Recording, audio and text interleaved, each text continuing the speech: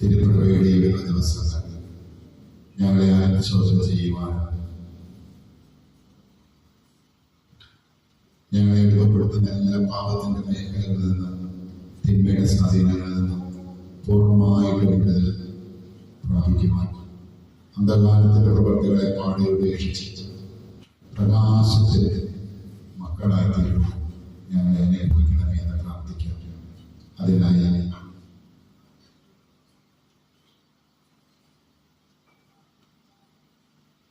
നമ്മുടെ പ്രിയപ്പെട്ട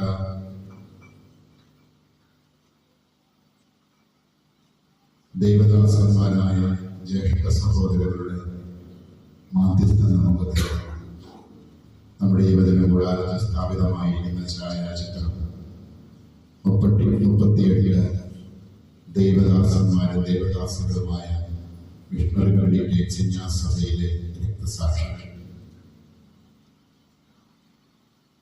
സാർവത്രിക സഭയിൽ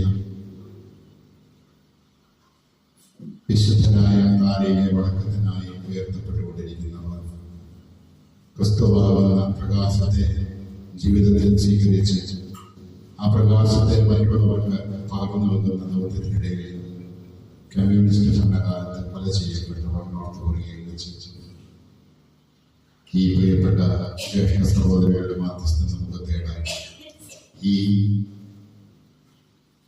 തിരുപ്പിറവിക്ക് വേണ്ടിയുള്ള ഒരുക്കത്തിന്റെ കാലഘട്ടം അന്ധകാലത്തിന്റെ സകല പ്രവൃത്തികളെയും ഉപേക്ഷിച്ച് വെളിച്ചത്തിന്റെ മക്കളായി നമ്മുടെ കുടുംബത്തിലും നമ്മുടെ കൂട്ടായ്മയിലും സഭയിലും നഗരമിക്കുന്ന എല്ലാ മേഖലകളിലുമായി കൃപയ്ക്ക് വേണ്ടി ഈ പ്രിയപ്പെട്ട നമ്മുടെ ജ്യേഷ്ഠ സഹോദരങ്ങളുടെ മാധ്യസ്ഥ നമുക്ക് തേടാം.